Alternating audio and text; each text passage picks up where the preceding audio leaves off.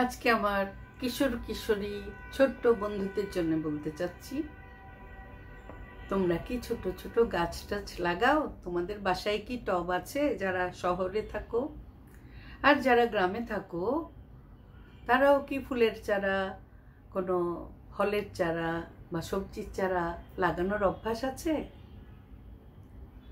গ্রামে যারা আছো তারা তো আশেপাশে অনেক গাছগাছালির মধ্যেই বড় হচ্ছে, কিন্তু যারা শহরে থাকো তাদেরও আজকাল শহরগুলোয় ছাদ বাগানের একটা ব্যাপক চল হচ্ছে, তাই না?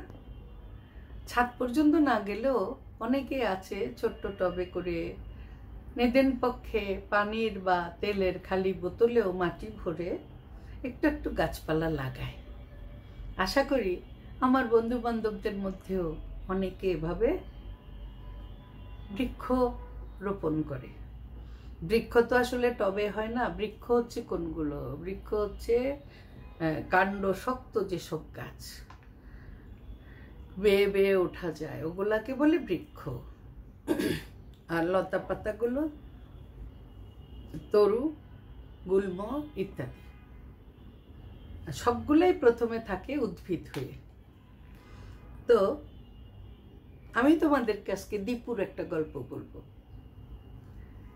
দীপুর এই গল্পটা আমি নিজে যখন স্টুডেন্ট ছিলাম লিখেছিলাম একটা পত্রিকায়, এবং খুব পাঠকপ্রিয়তা পেয়েছিল। গল্পের নাম ছিল দীপু ও কুমড়ো ফুল। দীপু ও কুমড়ো ফুল। বাজার থেকে দীপুদের ঘরে বড় এক চাক মিষ্টি কুমড়া আনা হয়েছিল। সে মিষ্টি কুমড়া পছন্দ করে। মিষ্টি কুমড়োয় অনেকগুলো বীজ ছিল। সে করেছিল কি, ওখান থেকে কয়েকটা বীজ নিয়ে চুপি চুপি তার যে বারান্দায় তেলের গ্যালনে মাটি দেওয়া ছিল, কয়েকটাই গাছ আছে, একটা খালি ছিল, সেটার মধ্যে সে পুঁতে দিয়েছিল। দীপু পড়তো ক্লাস 3-তে। সে পুঁতে দিয়েছে 3টে দানা এবং প্রত্যেকদিন পানি দেওয়া শুরু করলো।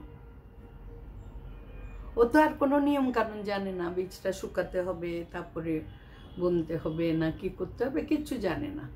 কাউকে না বলেই সে কাজটা করেছিল। এটা অনেক বাচ্চাই করে, হয়তো তোমাদের মধ্যেও কেউ কেউ করেছেন। তো উমা কিছুদিন পরে দীপু খেয়াল করলো 3 জায়গায় 3টা দানাই পুঁতেছিল, 3টা গাছ গজিয়ে গেছে। ছোট্ট কাঠির মতো, তার মাথায় কুমড়া বীজটা টুপির মতো হয়ে আছে। সে বলল, আরে রে, এটা তো কুমড়া গাছই হয়েছে। ওই যে কুমড়া বীজই দেখা যাচ্ছে, খোসাটা। হ্যাঁ, কি খুশি সে! খুশি হয়ে তার মাকে ডেকে এনেছে। মাও দেখে অবাক হয়েছেন, খুশি হয়েছেন, বললেন হ্যাঁ যত্ন করো, দেখো।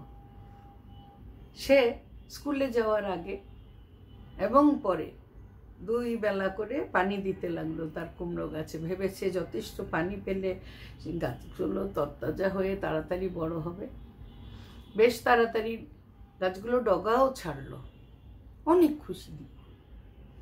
তার মাও মাঝে মাঝে দেখে যান। তারপর মা বললেন, দেখো এত বেশি আদিক্ষেতা করো না, পড়াশোনা করো, গাছ নিয়ে বসে থাকলে হবে। 3টে কুমড়ো গাছ বেশ সুন্দর লক লক করে বেড়ে উঠছিল। দীপু চিন্তা করলো, ওরা তো বড় হচ্ছে, ওদেরকে বেশি খাবার দিতে হবে, তাই পানির পরিমাণ সে আরো বাড়িয়ে দিল। এদিকে তার পরীক্ষা চলছে, এখন আর দিনে 2 বার আসতে পারছে না। সপ্তাহখানেক পরে গাছগুলোকে দেখতে গিয়ে হঠাৎ দীপুর মনটা একদম মশরে গেল। কি হয়েছে গাছগুলোর?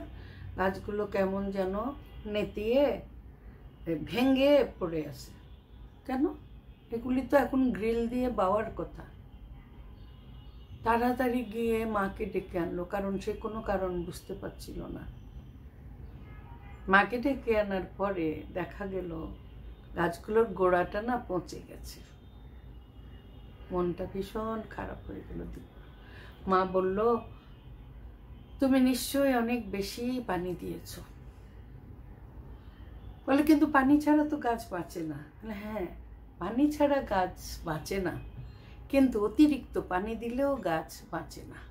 অতিরিক্ত পানিতে গাছের গোড়া পচে গেছে। দীপুর সে কি দুঃখ! হ্যাঁ বন্ধুরা, বলে না, access of anything is bad.